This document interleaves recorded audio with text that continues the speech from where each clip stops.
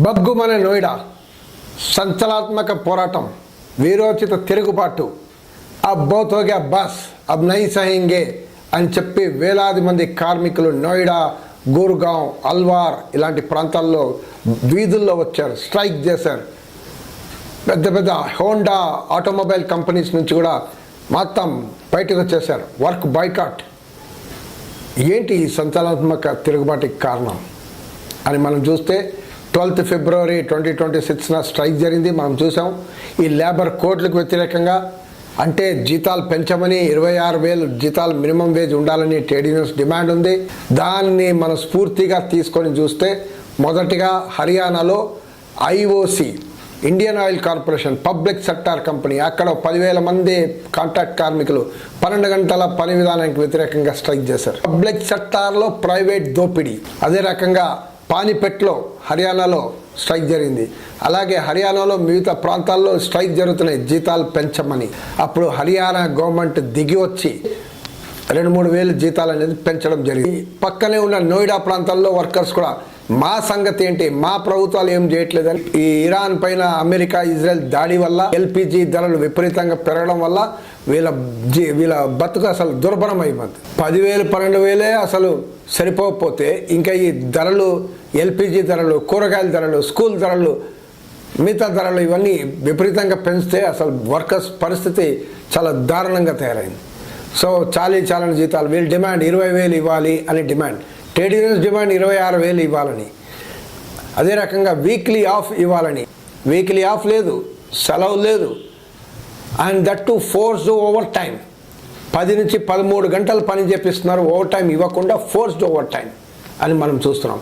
PF లేదు, ESI లేదు, bonus లేదు, అసలు బేసిక్ ఫెసిలిటీస్ లేదు వర్కింగ్ కండిషన్లో, వర్కింగ్ ప్లేస్లో.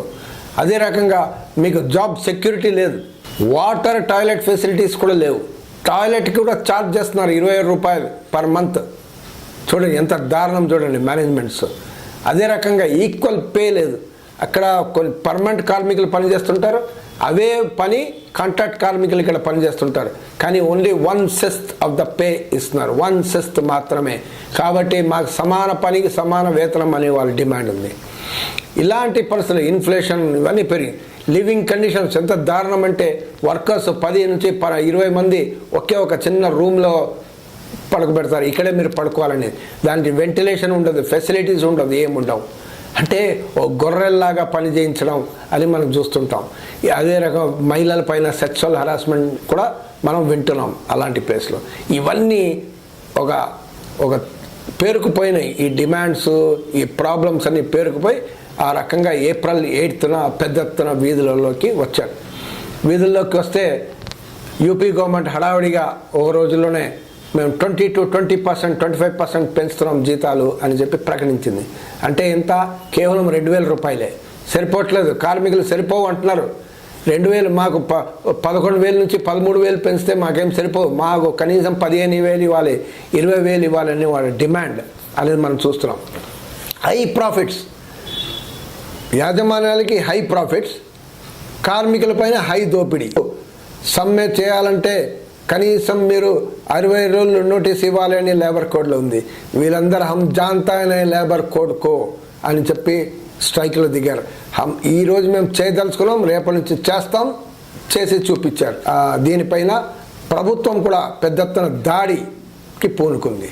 అసలు కార్మికులు ఎందుకు స్ట్రైక్ చేస్తున్నారు, వాళ్ళ సమస్యల పరిష్కారం పిలిచి వాళ్ళని కూర్చోబెట్టి వాళ్ళ సమస్యల్ని పరిష్కరించబోయి ఏదో కేవలం 20% పెంచేసి 400 కార్మికులు యాక్టివిస్టులని ఈరోజు కూడా వాళ్ళు అరెస్ట్ చేసి వాళ్ళపైన చాలా FIRలు వేసి జైల్లో కూడా పంపించిన మాపాలు ఉన్నాయి. లాయర్లని కూడా అలౌ చేయట్లేదు, ట్రేడ్ యూనియన్ నాయకుల్ని అలౌ చేయట్లేదు. అక్కడ ఆ ప్రాంతాల్లో సపోర్ట్ చేయడానికి జస్ట్ పరామర్శిస్తామంటే కూడా అలౌ చేయట్లేదు. దుర్మార్గమైన రిప్రెసివ్ వాతావరణం ఈరోజు కనపడుతుంది మన ఇండియాలోనే. అసలు ఇది న్యూస్ కాదా? అంటే హింస, డైలీ హింస నడిస్తే నార్మల్, వ్యతిరేకంగా తిరుగుబాటు చేస్తే ఇది లా అండ్ ఆర్డర్ ప్రాబ్లంగా తయారైంది. లా అండ్ ఆర్డర్ ప్రాబ్లం అయింది, ఇది తగలబెట్టారు, ఇది అయింది, అది అయింది అనేది పెద్ద అప్పుడు న్యూస్ వచ్చింది. కానీ ఇన్ని సంవత్సరాల నుంచి వాళ్ళపైన హింస జరుగుతుంటే అది న్యూస్ కాదా? ఫోర్స్ ఎవరిపైన వేయాలి? యాజమాన్య పైన వేయరా, కార్మికులపైన వేస్తారా మీరు దాడి? అంటే ఈ సబ్కా వికాస్ అనేది ఏం చెప్తున్నారు? సబ్కా వికాస్ కాదు, మజ్దూర్ ఎవరైతే ఈ సంపద సృష్టిస్తున్నాడో ఈ భారతదేశానికి జీడిపిలో పెద్ద ఎత్తున ఈ వర్కర్స్ వల్ల ఏదైతే జీడిపి పెరుగుతుందో, జీడిపి మేము పెంచుతున్నాం, సంపద మేము సృష్టిస్తున్నాం, మాకు కనీసం బెటర్ షేర్ ఇవ్వరా అని అడుగుతున్నారు వాళ్ళు. దాంట్లో బెటర్ షేర్ ఇవ్వరా అని మనం చూస్తున్నాం. ఎన్నో రిపోర్ట్స్ ఉన్నాయి. యాజమాన్యాలకి లాభాలు మాత్రం 400%, 500% పెరుగుతున్నాయి. కార్మిక జీతాలు, నిజ జీతాలు తగ్గుతున్నాయి. ఇలాంటి సమయంలో ఇలాంటి ఓ పోరాటం అనేది భారతదేశానికే ఓ పెద్ద స్ఫూర్తిదాయకం, ఇన్స్పిరేషన్. మేడే సమయంలో ఇలాంటి ఈ స్ఫూర్తిని తీసుకొని భారతదేశ ప్రజలు, సంఘటిత అసంఘటిత కార్మికులు కలిసి పోరాడాల్సిన అవసరం ఉంది. అంటే ఈ దోపిడీకి వ్యతిరేకంగా పోరాడాల్సిన అవసరం ఉంది, తమ హక్కుల కోసం పోరాడాల్సిన అవసరం ఉంది అనేది ఈ పోరాటం అనేది అలాంటి లెసన్స్ అనేది మనకు నేర్పిస్తుంది. మేడే శుభాకాంక్షలు అందరికీ.